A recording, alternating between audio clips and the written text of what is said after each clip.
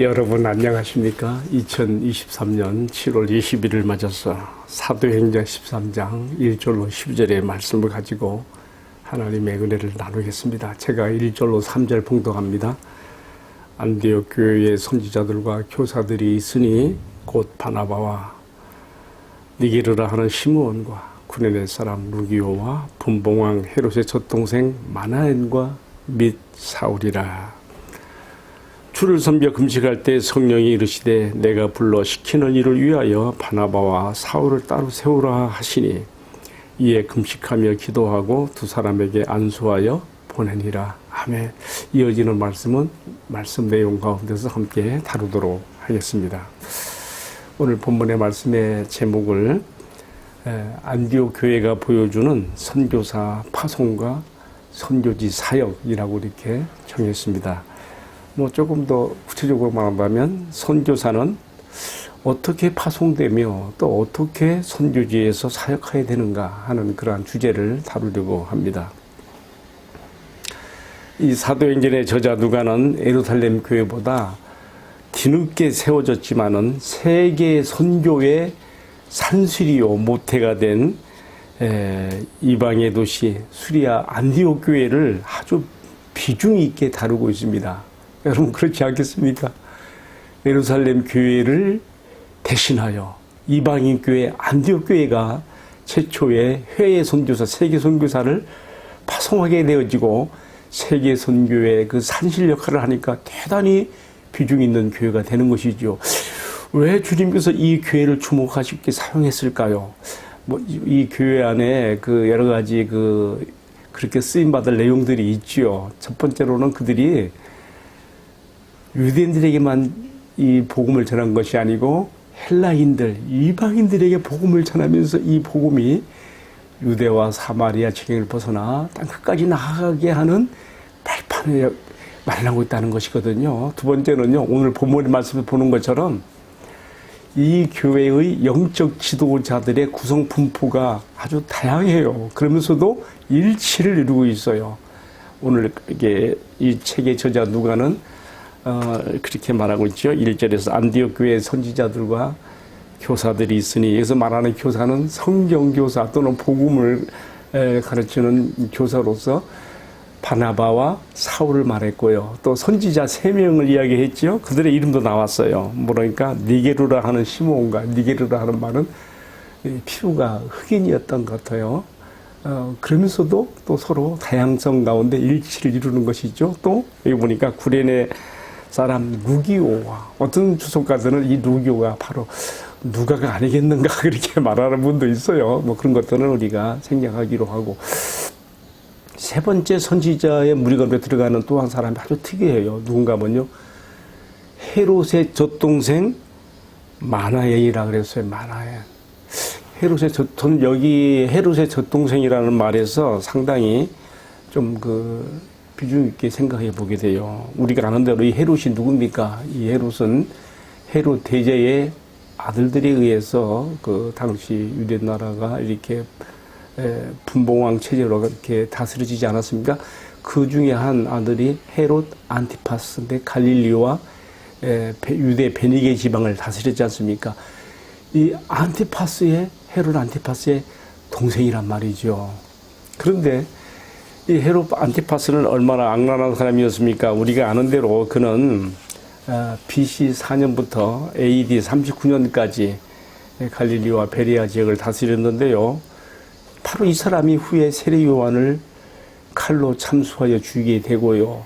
또 예수님도 누가복음 13장 31절 이하에 보게 되면 가서 저 여우에게 말하라 하시면서 헤롯 안티파스를 여우로 간사하고 교활한 자로 칭하신 것도 볼 수 있죠. 뿐만 아니라 예수님 십자가에 처형당하는 그날은 본티오 빌라도가 자기가 이 사건을 다루기가 부담이 되니까 예수님이 갈릴리 출신인 줄 알고 갈릴리 분봉왕 헤롯에게 보내지 않습니까? 그때 이 헤롯 안티파스가 예수님을 보고 비웃고 조롱하며 악한 재판을 하지 않습니까? 그리고 다시 또 본티오 빌라도에게 보내지요. 어쨌든 이렇게 악역을 많이 한 사람이에요.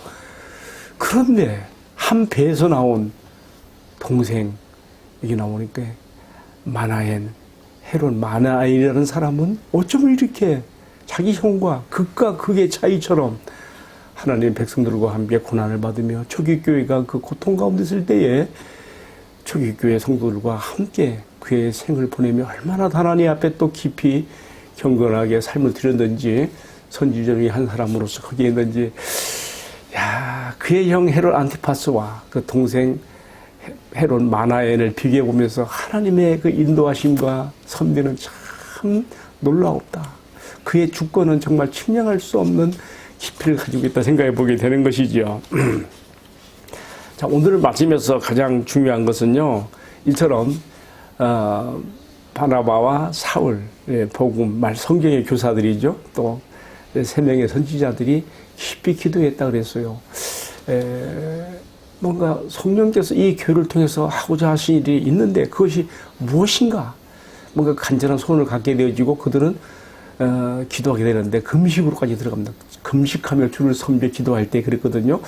난 여기서 금식도 주님을 섬기는 것에 들어간다는 것에 참 관심을 갖게 돼요. 왜 금식하게 됩니까? 성령의 인도하심에 더욱 민감하게 깨어있기 위해서 그런 거 아니겠습니까? 그때 제가 생각할 때는 그렇습니다. 성령께서 한 선지자를 통해서 그 안디옥 교회가 할 일을 말씀하신 것이죠. 내가 불러 시키는 일을 위하여 바나바와 사울을 따로 세우라. 자, 이 선지자, 한 선지자가 이렇게 말했을 때에 다른 두 선지자가 또 같은 성령으로 역사되는 거니까 이것이 과연 성령께서 우리 교회에 주시는 말씀인가에 대한 일체에 대한 분별이 필요했고 거기에 대한 동의가 나왔기 때문에 이 안디옥 교회가 바나바와 사울을 선교사로 파송하게 되는 것이죠. 여러분, 이게 얼마나 이게 참 이 교회로 봐서는 있을 수 없는 일이었습니까? 이 교회에 아주 중요한 일꾼이 누구예요? 바나바 아닙니까? 또 사울, 나중에 바울이 됩니다마는 사울이 아닙니까? 근데 그들을 이 교회를 떠나서 선교사로 보내러 가는 것이죠. 그러나 이것이 성령께로부터 온 뜻이었고 분명하게 확인, 일치, 분별이 되기 때문에 그들은 거기에 순종하게 되어지는 것이죠. 그래서 우리가 13장 2절에 보게 되면 교회가 이들에게 안수하여서 이제 파송하게 되면서 이것이 곧 성령의 보내심을 따라서 그들이 파송된 것이라고 말하고 있거든요. 이것은요, 오고 오는 모든 시대에 우리 교회가 정말 선교사를 선발하는 과정에서 신중하게 기도하고 그들에게 안수하여 파송할 때에 동일하게 안디옥 교회에 성령께서 하신 것처럼 그 교회가 성령의 시키심을 따라 하는 일이라는 것에 대한 인증을 여기서 우리에게 주고 있는 것이죠. 어쨌든 그래서 이 두 선교사는 배를 타고 실로아로 내려가서 첫 번째 선교지로서 어디로 갑니까? 바나바의 고향인 구브로로 가게 되는 것이죠. 저는 여기에도 어떤 사연이 있다고 봐요. 왜냐하면 안디옥 교회 설립자들을 보게 되면요, 그 주동적인 역할을 한 사람들이 구브로 사람들이었어요. 또 바나바도 여기가 고향이고요. 제 생각에는 이 좋고 이 귀한 복음을 이왕이면은 그들의 자신들의 그 참 일가들이 살고 있는 고향 구브로에 전하고 싶어서 그들을 먼저 배 태워 이 구브로로 가게 한 것이 아니겠는가? 이것은 저의 추측입니다만은 그렇게 생각이 듭니다. 그래서 이 바나바와 사울 두 선교사는 구브로 섬으로 가서 동쪽 끝 살라미에서부터 시작해가지고 서쪽 끝 바보까지 관통하면서 선교 사역을 하게 되어집니다. 여러분, 선교 사역 가운데 얼마나 많은 일들이 많았겠어요. 근데 그런 것들은 다 생략하고 마지막 서쪽 끝에 가서 바보에 가서 있었던 일만 여기서 하나 우리에게 소개하고 있어요. 그게 뭐였습니까? 그 섬의 총독인 서기오 바울이 이 복음을 듣고 관심을 보이며 귀를 기울이게 되니까 그 당시에 그 섬에서 유대인 박수, 마술사, 엘루마라고 하는 사람이 아주 그 사람들의 마음을 자기가 사로잡았었는데 이 복음 전도자들이 나타나서 복음을 전하고 서기 총독까지도 이렇게 그들의 말에 귀를 기울이는 게 막 방해하는 것이죠. 그때에 바울이 그 당시에는 사울이에요. 사울이 성령에 충만하여 이 마술사 엘루마를 향해서 저주 선포를 하죠. 저는 사울이 즉흥적으로 했다고 보지 않습니다. 그 앞에 성령이 충만하여 저를 주목하면서 이 말을 했다는 것은 성령이 그렇게 시키신 것이거든요. 선교지에서 악한 영들이 득세하는 선교지에서 능력 대결의 현장이 되는 거예요. 그래서 오늘 우리가 읽은 말씀 다 보지 않았습니다만은 11절에 19절에서는 바울이라고도 하는 사울이 성령 충만하여 그를 주목하고 너는 거짓과 악행이 가득한 자요 마귀 자식이요 모든 의의 원수이며 바른 길을 굽비하기를 그치지 않겠느냐 하면서 보라 주의 손이 내 위에 있으니 네가 맹인이 되어서 얼마간 해를 보지 못하리라 하니까 즉시 안개와 어둠이 그의 눈을 덮어서 그가 소경이 되어서 인도할 사람을 구했다. 아, 대단한 거지요. 주님께서 그의 말씀이 확실한 것을 보증하는 표시로서 이 사울이라고 하는 이 선교사의 입을 통해 나간 그 저주 선포가 그대로 실행되게 한 거예요. 총독 서기오 바울 앞에서 이 일을 한 거예요. 그러니까 서기오 총독이 이 모습을 보고 그 정말 그들이 전하는 복음의 능력과 또 주 예수 그리스도를 믿어 또 그의 가르치심의 도에 관심을 가지게 되었다 하는 것이 오늘 말씀 마지막으로 이렇게 끝나고 있습니다.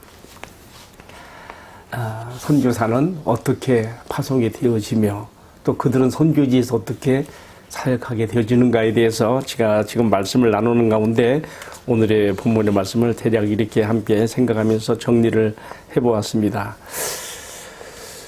교훈과 적용으로 들어가서요. 저는 지난주까지 선교지 중국에 들어가 있었습니다. 여러분 잘 아는 대로 이 나라는 국가적으로 기독교를 반대하는 정책을 피며 교회들조차도 정권의 통제 아래 놓기를 바라기 때문에 영적 어둠의 세력들이 특세하는 곳이죠. 그런 이런 치세 아래서 예수를 믿는 성도들이나 교회 목회자들이 얼마나 어려울 것인가 다들 부담이 있어요. 제가 연변지에 갔을 때 가장 큰 교회라고 할 수 있는 모 교회에 찾아가서 목사님을 만나자고 하니까 얼굴에 공포와 두려움이 꽉 차 있더라고요. 나한테 즉시 나가주십시오 막 그러더라고. 여러분 이것이 현재 그 땅의 영적 형편이요 사정입니다. 우리가 정말 기도할 필요가 있습니다. 저는 그곳에 가 있는 동안에 가장 일정을 진행하면서 힘들었던 것이 어떤 일이 빌미가 되어서 나의 마음속에 두려움을 불러일으키고 나를 압박해온 사단 마귀와의 싸움이었습니다. 그래서 사역을 마치고 나오기까지 디모데후서 1장 7절의 말씀 꼭 붙들었어요. 거기 이렇게 써 있죠. 하나님이 우리에게 주신 것은 두려워하는 마음이 아니요. 그러니까 뭐예요? 지금 내 마음에 두려움과 공포가 있다면 이건 하나님께로부터 온 것이 아니란 말이에요. 마귀가 주는 것이란 말이죠. 물리치고 대적하고 이겨야 되는 것이죠. 하나님 우리에게 주신 것은 두려워하는 마음이 아니고 오직 능력과 사랑과 근신하는 마음이라고 했거든요. 이 말씀을 꼭 붙잡고 마귀를 대적하는 믿음으로 제가 일관하였습니다. 한 번은 호황정차 7명에게 둘러싸여서 그들의 건물 안에 갇힌 것처럼 된 적도 있었어요. 제가 한번 지난번에 말한 것 같은데 꼼짝없이 정말 제가 위기에 몰려 있었어요. 성령께서 내게 강하게 말씀하시길 거기서 나가라 하시는 말씀을 강하게 어필하셨어요. 그리고 제가 과감하게 담대하게 나를 그 안으로 밀어놓고 문을 닫아버린 그 건물 안에서 제가 문을 열고 나갔습니다. 여러분 그 순간 주님께서 그들의 마음 가운데 역사하셔서 어떤 공권력으로도 나를 제지하거나 아무도 붙잡은 사람이 없었습니다. 제가 그 자리에서 나와서 저 아래 사람들이 많이 있는 곳으로 가서 이왕에 내가 내 신분증 제시하고 내가 조사를 받더라도 그렇게 밀폐되고 그렇게 암울한 장소에서 받는 게 아니란 말이죠. 그렇게 되면 어떤 일이 벌일지 모르는 것이에요. 많은 사람들이 있는 공개적인 장소로 내려가서 거기 섰어요. 그랬더니 공항기차 7명도 다 따라서 내려오더라고요. 주님께서 그렇게 역사하신 것이죠. 그래서 거기서 간단한 조사를 마치고 제가 자유롭게 된 그런 일이 있었습니다. 그런데요, 그것뿐만이 아니에요. 그 이후로 내가 귀국하는 비행기에 오르기까지 내가 나의 선교 일정을 마치는 동안에 내 마음을 계속 압박해 들어오는 마귀와의 싸움이 있었는데요. 야고보 4장 7절에 마귀를 대적하라. 그래 너희를 피하리라 하지 않았습니까? 우리는 말씀대로 하는 거예요. 계속 마귀를 대적하는 그런 믿음과 선포로 나갔을 때에 주님께서 안전하게 보호하시고 인도하셔서 제가 모든 일정을 마치고 귀국한 일이 있었습니다. 여러분 선교지에서 겪는 심적인 이야기 또 환경적인 이야기 다 말할 수 없지요. 오늘 본문의 말씀에서도 이 바나바와 사울이 이 구브로 섬에 가서 얼마나 많은 일이 있었겠습니까? 그런데 지금 이 사도행전의 저자 누가는 이 섬의 서쪽 끝 바보에서 있었던 엘루마라고 하는 마술사하고 능력 대결을 한 그것만 기록했지 않습니까? 사실은 어려운 일도 많았던 거예요. 이 섬 안에서 약 120km 이상 되는 그 지역을 통과하면서 얼마나 많은 일이 있었겠어요. 그래서 그런가 그 구브로 섬의 사역을 마치고 다시 배를 타고 오늘날의 터키 남부 항구 도시가 되는 밤빌리아라고 하는 곳으로 버가 항구에 들어갔을 때에 그들의 수종대로 따라 나섰던 마가 요한이 얼마나 힘들고 어려웠으면은 더 이상 두 선교사를 따라가지 않고 귀국하는 다른 배로 돌아간 것을 우리가 이어지는 바로 다음 말씀에서 볼 수가 있는데요. 그렇습니다. 선교지에서처럼 우리가 예상치 못한 많은 영적 능력 대결들이 펼쳐지게 되는데 바로 어둠의 세력들이 그 땅에 하나님의 복음이 전파되지 못하도록 방해하는 그런 결과로 나오는 일들인 것이죠. 따라서 이제 오늘의 묵상을 마치면서 생각하는 두 가지가 있어요. 한 가지는 선교사는 그냥 즉흥적으로 뭐 하고 싶어서 가지는 게 아니라는 것이죠. 오늘 본문의 말씀에서 안디옥 교회가 정말 선교사 선발 이전에 감식하며 기도하는 가운데서 바나바와 사울을 선택하게 되어지고 또 교회가 그들을 위해서 안수하여 떠나 보냄이 곧 성령께서 보내시는 것이 되는 것다는 그점 생각할 때에 이와 같은 교회의 파송이 중요하다는 것 생각해 봐야 되고요. 또 한 가지 이 선교사들이 파송받아서 첫 선교지에 가서 그들이 그 현장에서 정말 어떻게 되었는가를 보여주는 이 능력 대결의 모습을 보면서 정말 선교사들이 악한 영들이 특실 그리는 선교지에서 정말 견공과 능력으로 무장되지 아니하면 결코 이길 수 없다는 것을 마음 깊은 각성으로 오늘의 말씀을 받아들이게 됩니다. 여러분들은 오늘의 말씀 어떻게 받으셨습니까? 오늘 우리들의 교회가 선교사를 파송할 때에 또 파송받은 선교사는 또 선교지에서 어떤 자세로 임해야 되는가를 오늘의 말씀의 교훈으로 받아들였습니다. 기도하겠습니다. 사랑하시는 주님,